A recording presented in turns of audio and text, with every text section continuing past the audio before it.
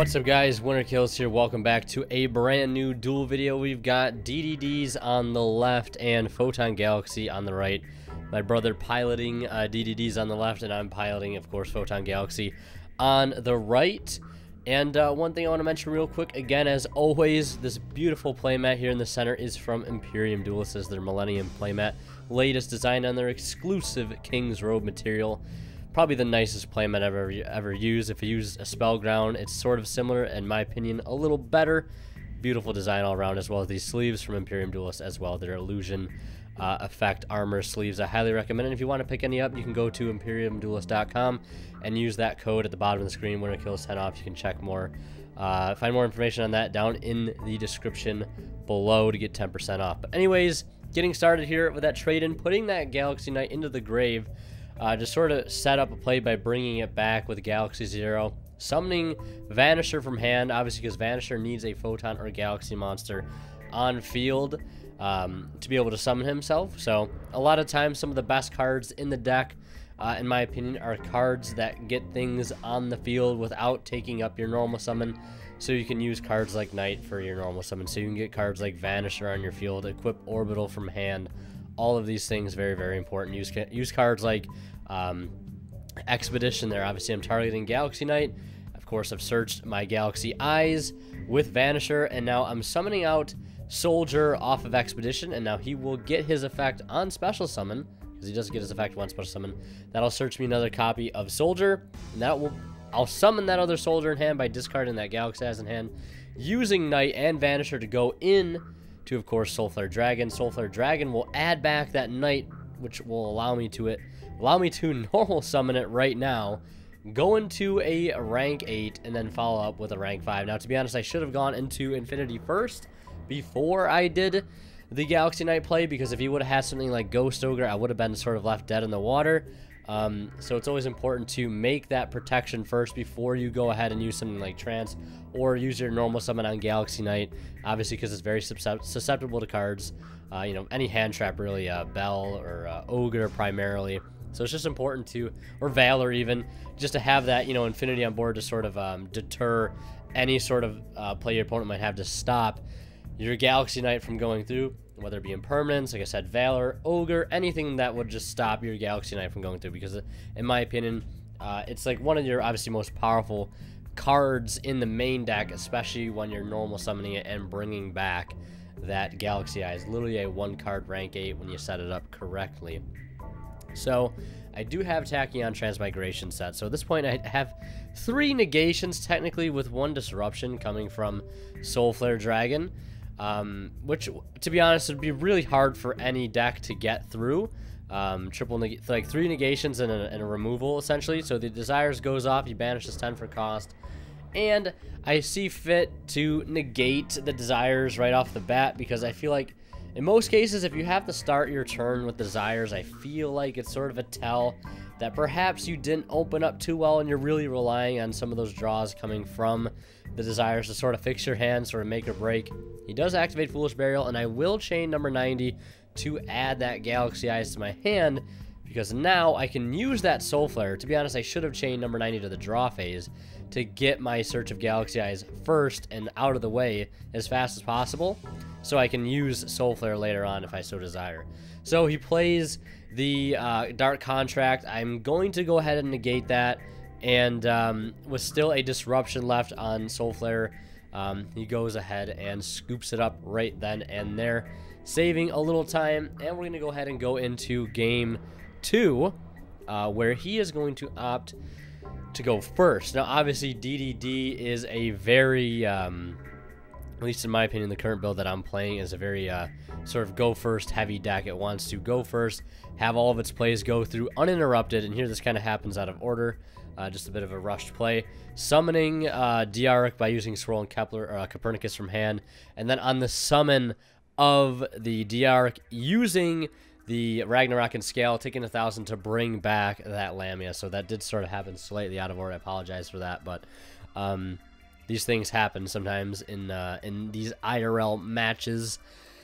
But yeah, like I said, DDD, very combo heavy deck, thrives on going first and getting most of its plays as, you know, through many as it possibly can, getting those through to create some really strong first turn boards. It's sort of a build-a-board deck, and I would sort of argue that Photon Galaxy is the same. Both these decks really want to go first, as the boards that they can pull off are their strong suits in most cases, but obviously each likely to brick in its own right. I wouldn't say DDD and Photon Galaxy are the most consistent decks on the planet, but consistent enough for me to still really love and enjoy them. So I have to worry about basically a Siegfried negation here. Now, obviously, he could negate Orbital. Decides not to. The Sanctuary goes off as well, and I normal summon Knight here. Knight, no effect, obviously. Just so I can basically get a Expedition target on field. And then I'm going to go ahead and use the 2 tokens to go into Soul Flare. I don't want to like link away first, because if I do add back the Galaxy Knight, I can't normal summon him. Because A, I had to use my normal summon to get the Galaxy Eyes out in the first place, and B, it's just not going to work out the way I really want it to. So the Orbital does, I believe he did negate the Orbital, actually. I'm not entirely sure. And I did get a little greedy here, as you can see, with that full armor Photon Dragon, you know, trying to remove some cards from the field first before going into battle phase. So I actually go into Cypher Dragon after he stops it, and then I just proceed to hit him for a lot of damage. Obviously Thrasher can't attack, but I'm hitting him for quite a bit of damage there. And he activates Desires here, draws 2. I think I might have calculated life incorrectly. I think I had it perhaps the Orbital equipped to the Thrasher and not the Soul Flare like I thought it had, so I should probably fix the life points. It says 1,300 right now for me, for you guys, but it should say 18 instead of 13. Not that it really matters too much here. But the Desires that he just, you know, top decked really put him in a really strong position here, drawing Necro Slime, and since he has not used Link Kariba at this point in the game, he can go for that right now, summoning the Genghis, and then Lamia getting brought out via Genghis because the Siegfried came out, and now he has a really strong board to work with. He just brought out that Odd Eyes Meteor Burst, which he could use on summon here to bring out that Abyss Ragnarok to trigger its effect to summon a DDD from grave, which I believe is what he ends up doing here. Obviously, he doesn't have to worry about any threats on my field. I have no cards in hand, so Soul Flare is a non-threat at this point. So he does use the Odd Eyes Meteor Burst effect. That will bring back Ragnarok. Ragnarok on summon will bring back Diark. And then he is going to link summon the Ragnarok and the Link Karibo into Wee Witch. And then I believe his next move here would be to summon Lamia by sending the Diark to grave and then using that Lamia and Odd Eyes Meteor Burst to go into the Crystal Wing Synchro Dragon. Now, the only pain in his side right now is the fact that Orbital is equipped to Thrasher, which I guess would prevent him from clearing my field entirely, which could be something he really wants to do, because if one of my cards sticks around, it could be bad, because if I do top deck something like Galaxy Knight, it puts me right back in the game. So he does negate the Orbital, which makes my monster be able to be destroyed by battle, thus able to clear my entire field. So anything I top deck at this point is going to be really rough, unless it was like a Galaxy Zero or something, but even then I'm out of, you know, Cypher Blade and full armor. It is an Expedition, obviously not what we wanted. So I lose game 2, and we're going to go ahead into game 3 here, where I open up with Sanctuary and Orbital, and the Orbital will equip to one of the tokens. One of my favorite things to do is equipping an Orbital to a token, send it to the graveyard, get that Search of a Photon or Galaxy monster, and at this point, it's just debating on really what I want to add. So it looks like I'm going to go for Vanisher. Vanisher's going to hit the board, and that is going to, of course, grab me a Galaxy Eyes Photon Dragon. Getting monsters on board, getting Galaxy Eyes to hand, really important to set up a lot of your plays. Orbital will get added back off the summon of Soul Flare, and then I'm going to use my normal summon on the Orbital to be able to go into a rank 4 here and go into Starly's Photon Blast Dragon. His effect to summon a Photon on summon will bring out Galaxy Eyes. I do a bit of an overextension here. I play the second copy of Sanctuary to be able to go into a Hyperstar. My main reasoning behind this was to get the extra 500 attack boost to all of my monsters, Blast Dragon included, so he himself could not be targeted or destroyed by card effects, of course, under his own effect, because Blast Dragon is making it so all monsters I control with 2,000 more attack cannot be targeted or destroyed by my opponent's card effects, which is really, really important against a lot of decks. I feel like that just broad scale protection, very, very good. But of course, the weak link still in this play is the fact that Hyperstar is at 1900. That's why I think being able to equip Orbital to something like Blast Dragon is the best possible thing, because then they have to have some sort of back removal to get rid of that Orbital instead of just killing an easy target like Hyperstar, and then you can target a card like Blast Dragon. Then once Blast Dragon's gone, then you can sort of move on from there and sort of pick apart the rest of the field as strategically as you like. But he has to worry about basically just a beater at this point. There's really not much else I can do against his field. And the only sort of interaction I would have is if we would attack Galaxy Eyes. I can tag Galaxy Eyes out in battle phase, and then I can chain Blast Dragon to bring back Galaxy Eyes again. So he does have to worry about potentially clearing another card, which is kind of cool. And I have a bit of a ruling question for any of those ruling savvy people in the comment section. Per se, let's say he does attack Galaxy Eyes. I do battle and banish. And then after that battle and banish, I use Blast Dragon to bring back my Galaxy Eyes. I'm assuming his monster would come back normally at the end of the battle phase, even if my Galaxy Eyes isn't returning with it. I don't know if that effect still lingers around or if it just kind of sort of fizzles because he was brought back irregularly because of Blast Dragon. I'm not entirely sure. It probably does come back.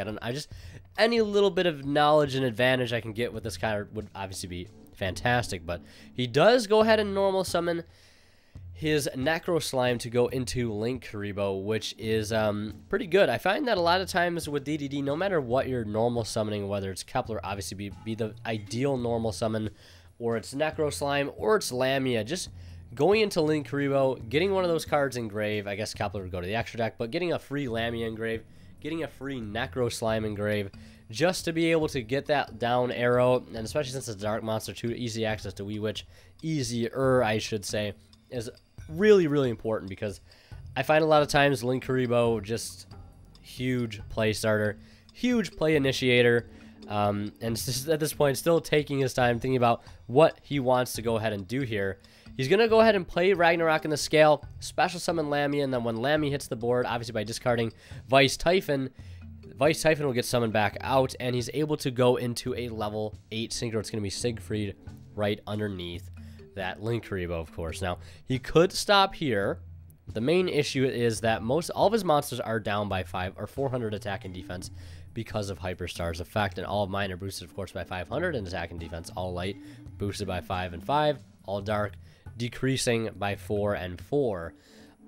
So at this point, I think his next move is to actually Link Climb in to a Wee Witch, and then I believe he's able to do more plays from there. He has exhausted the Ragnarok. You see, he did take that 1,000 damage from its scale effect to summon a DD, and then he is going to fusion with Vice Typhon for High Flame King Genghis.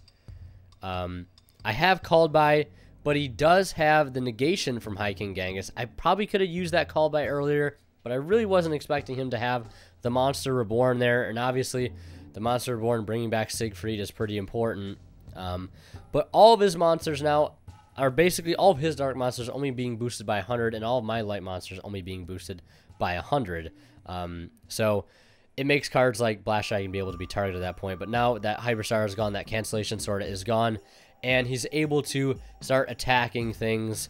I don't believe he attacks Galaxy Eyes here. I believe he still ends up attacking the Blast Dragon to clear that off the field because he doesn't have to attack Galaxy Eyes. And obviously his Siegfried at 3,300 right now, kind of important. I do have, this Galaxy Eyes on board, but it's being brought down to 2,600, and I can't do anything to his 3,300.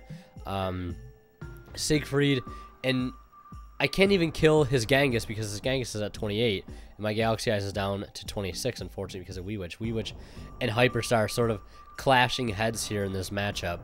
And I believe I take half damage last turn, so yeah, I think I have the life points incorrect on my screen, but they should be fixed on yours. But he goes ahead and draws into Copernicus. Pretty good draw here. His only issue right now is being able to deal with a card like the Galaxy-Eyes Photon Dragon on my field. I'm not sure what Hyfling Genghis's exact text is when it comes to negating a card. I know it's only during your turn, but I can't think it off the top of my head right now whether it's just in main phase or it's just during your turn period, and except during the damage step.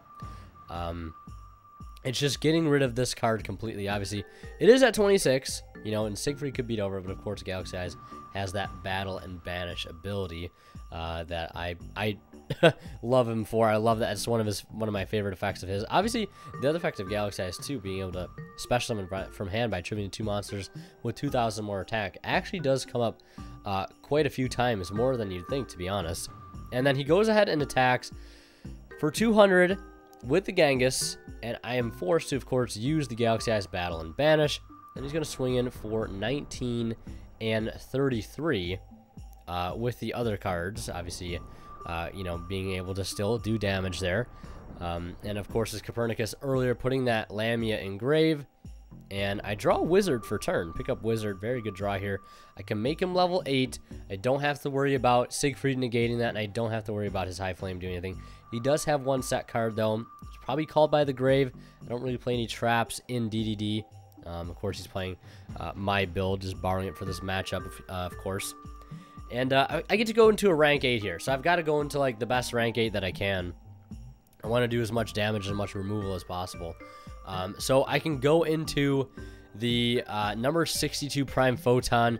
He is down to 35 or 36, but he's going to gain 16 and run directly over that 500 attack Copernicus. I'm trying to do as much damage as possible and as little time as possible, and I'm just going through and clearing off the big cards on his field. I can't get rid of everything. I don't want to get rid of the Wee Witch because I'm just worried of him adding back resources. He draws for turn. I had to, you know, have him restart there because my camera ran out of time, so we just had to restart the clip recording because my camera can only record in 20-minute segments at this quality, which is just camera things, I guess. And that Kepler, or that Copernicus, was sent to the graveyard when it should have been sent to the extra deck too. I do want to bring that up, but he does have a fusion monster in grave that he could have used to fusion for the second copy of High Flame King Genghis. So the fact that he couldn't have that Copernicus in grave at that point in time doesn't matter. I draw Tachyon Transmigration for turn. With being able to summon Thrasher in hand, you know, obviously I could still summon defense and pass, but at that point it's just better off scooping because there's really not a whole lot I can do at that point. And yeah, that's pretty much going to do it for this video. Hope you guys enjoyed. Leave a like if you did, and let me know what you think down in the comment section below. What kind of matchups do you want to see next, considering the decks that I do have and don't have. But yeah, hope you guys enjoyed. Like I said, if you want to pick up anything from Imperium Duelist, which is where the sleeves and the mat is from, I highly recommend. That's great quality gear if you're looking to pick up some sort of new sleeves or new play mat. Change things up. Check out the links down in the description to their main website. You can use that code WinnerKills10 off to save 10% on your next purchase. Helps support me a little bit and helps you guys save a little bit of money in the process on some great stuff. So anyways, thank you guys so much for watching. As always, WinnerKills signing out. We'll see ya in the next one.